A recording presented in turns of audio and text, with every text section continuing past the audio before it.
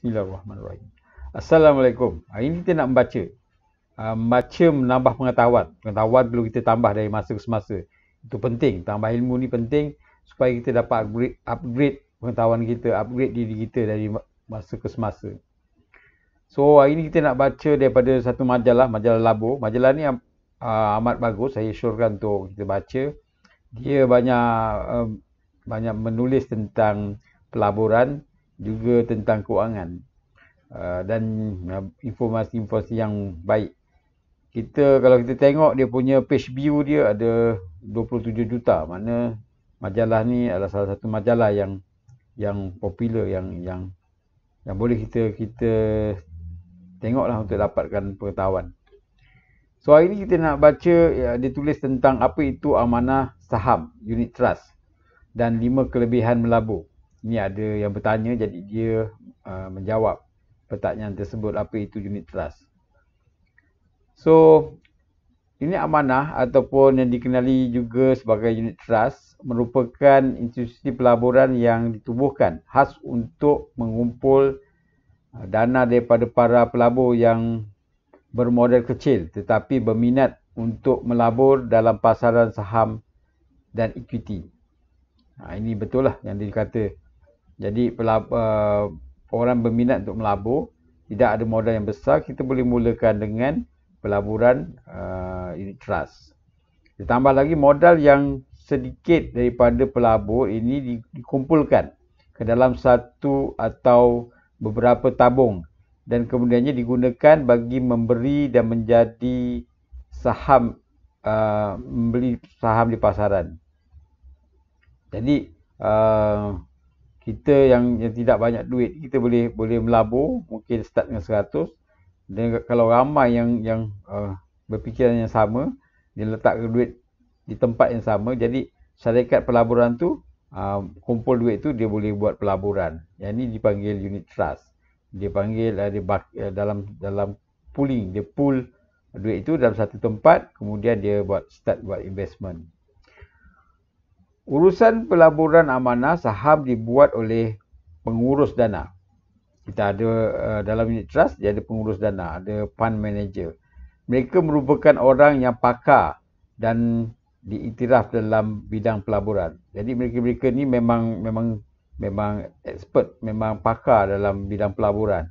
So mereka ni ditugaskan menjaga amanah duit pelabur, dan mereka akan melabur di tempat yang mempunyai peluang yang besar untuk mendapatkan keuntungan dan juga menjaga daripada kerugian yang besar. Jadi mereka ni adalah orang-orang yang kumpulan yang melabur, menjual dan membeli saham untuk mendapatkan optimum keuntungan. Dengan cara ini, pelabur perseorangan tidak tidak perlu langsung dalam pasaran, tidak perlu terlibat secara langsung dalam pasaran, tetapi hanya membeli unit di dalam satu portfolio amanah saham. Jadi pelabur ni dia tak payah fikir saham naik, saham turun, macam mana nak buat technical analysis, macam mana nak buat fundamental analysis, macam mana nak baca catalyst news dan sebagainya. Sebaliknya, mereka serahkan kepada company pelaburan ni ataupun unit trust company ni yang menguruskan pelaburan mereka. Jadi, namun begitu, para pelabur masih boleh memperoleh faedah pelaburan yang sama seperti dalam pelaburan saham, iaitu melalui dividen yang diberi atau kenaikan harga unit amanah saham yang telah dibeli tadi. Maknanya contohnya kalau satu saham tu harga dia satu unit 500 USD katakan. Tapi kita masih boleh beli dalam nilai 30 sen ke 40 sen dengan pengumpulan duit daripada semua pelabur. Jadi bila saham ni naik, pelabur yang melabur dekat dalam unit trust juga akan dapat untung yang sama. Dapat juga keuntungan kenaikan tu mengikut unit dana yang dibeli. Jom kita lihat beberapa kelebihan melabur dalam amanah saham seperti berikut. Dia kata. Yang kita tengok apa yang dia tulis terusnya. Modal pelaburan yang rendah. Ini satu kebaikan dalam unit trust. Kita hanya perlukan modal yang rendah untuk start melabur dan juga untuk tambah pelaburan. Bagi memulakan pelaburan dalam amanah saham, ia tidak memerlukan modal yang banyak berbanding pelaburan saham atau hartanah. Pada kebiasaannya dengan modal RM100 saja sudah boleh start melabur. Kalau kita nak beli hartanah, kita mungkin beli satu biji rumah, harga sekarang sudah 1 juta atau paling murah pun setengah juta. Kalau rumah murah pun sekarang pun dah tak murah sangat kan. Jadi kita perlukan modal yang besar. Kalau kita nak melabur juga, kita sebenarnya perlukan duit yang banyak. Kalau kita nak beli dalam pelaburan, kita tak mungkin beli 1 unit, 2 unit. Kita perlu beli satu lot 100 unit. Jadi kalau kita tidak mempunyai modal yang besar, kita tidak boleh mulakan pelaburan. Jadi sebagai alternatif, kita masih ada pilihan, kita boleh melabur dekat dalam unit trust. Jadi ianya sesuai untuk individu yang masih muda dan baru nak terlibat dalam dunia pelaburan. Mereka yang masih muda, pendapatan mungkin masih kecil, jadi mereka kena tepikan sedikit duit untuk mula melabur. Pelaburan ni nanti kita akan dapat kesannya 3 hingga 5 tahun akan datang, insya-Allah. Dan juga sebenarnya bukan saja untuk golongan muda, golongan yang sudah berusia pun boleh. Dengan kita ada 3 money market, kita ada equity, kita ada sukuk and bond. Kita tengok kat mana kita punya risiko yang kita boleh ambil dengan time horizon kita, jangka masa kita bekerja, berapa tahun lagi kita bekerja, ataupun dengan nilai berapa banyak duit yang kita ada untuk kita laburkan. So katakan kita ada 1 juta, kita mungkin melaburkan separuh atau 3/4 daripadanya. Ini kita letakkan di tempat-tempat yang pelaburan-pelaburan yang selamat. Diurus oleh golongan profesional dengan hanya sejumlah modal yang kecil tadi itu, para pelabur dapat melabur dalam portfolio yang diuruskan oleh pengurus dana yang profesional. Pelabur tidak perlu terbeban untuk membuat penyelidikan saham dan ekonomi untuk memilih saham yang boleh mendatangkan keuntungan.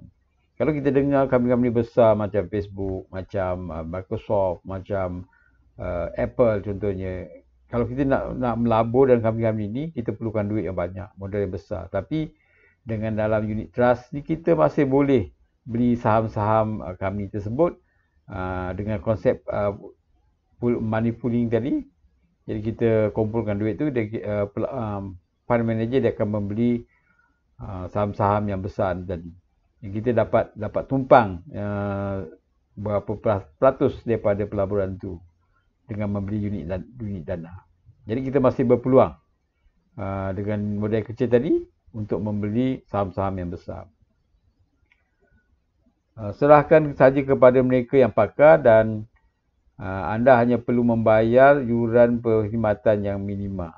So, kalau kita tidak ada masa untuk buat penyelidikan tentang saham tersebut daripada segi fundamental dia ataupun daripada teknikal dia, teknikal analisis dia, jadi kita serahkan saja kepada golongan profesional ini. Mereka akan jual dan beli saham tu untuk kita.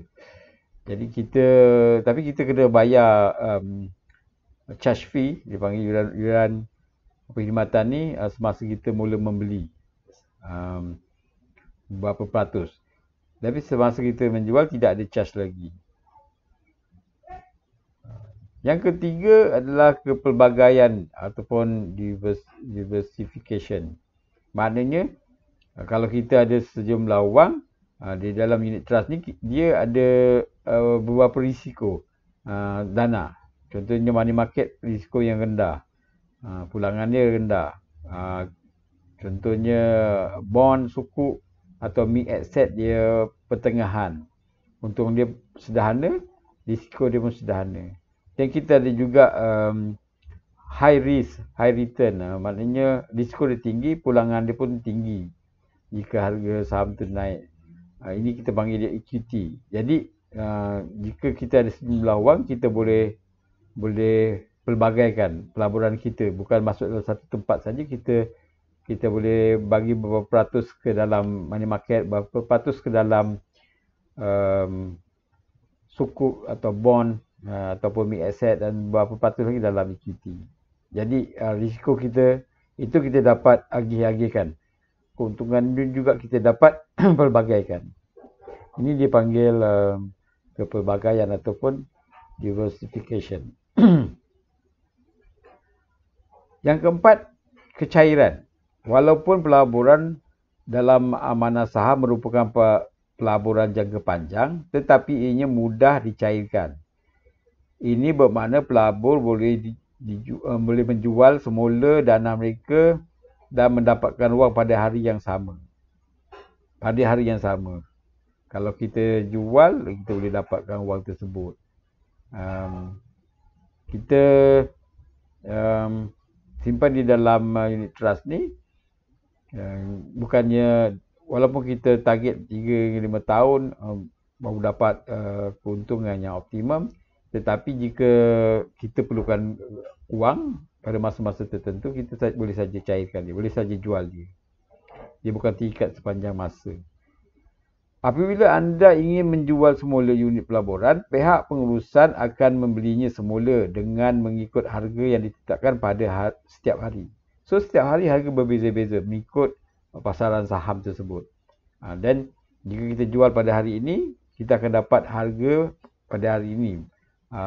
Pihak pengurusan unit trust ni akan membeli dana yang kita jual tu. Kemudahan untuk menjual balik saham amanah yang fleksibel ini membolehkan anda menggunakannya pada saat berlaku hal kecemasan dan memerlukan duit dengan cepat. Jadi dengan cara ini kita masih boleh menggunakan duit tersebut jika kita ada emergency untuk pakai duit tersebut. Yang kelima, urus niaga yang mudah dan cepat. Dengan pelaburan amanah saham ini, ianya hanyalah mudah dan cepat untuk kita uruskan. Sekarang ada online yang kita boleh guna untuk kita jual beli, ataupun kita masih boleh mengisi borang yang submit kepada public mutual office untuk diproses. Tapi sekarang dalam dunia multimedia ni, kita mungkin lebih memilih kepada online, perkhidmatan online, atau kita panggil yang kita boleh jual dan beli lah. Selain daripada cash, kita boleh gunakan akaun satu mengikut syarat-syarat yang ditentukan oleh KWSP misalnya. So, membaca memang menambah ilmu. Jadi kita memang sentiasa membaca, dan setiap kali kita baca, kita dapat satu benda paling kurang. Benda baru yang kita tahu. Jadi kita nak kena jadikan amalan lah membaca ni. Kalau Robert Kiyosaki ni dia kata, the day you stop learning is the day you start dying. So maksud dia, kita tak boleh stop belajar. Kita kena belajar, kita tambah ilmu. Selagi hayat dikandung badan. Kalau kita dah give up dengan hidup ni, dan kita boleh stop belajar. Moga-moga dapat manfaat kepada siapa yang mendengar dalam pembacaan saya hari ini. InsyaAllah. Sekian.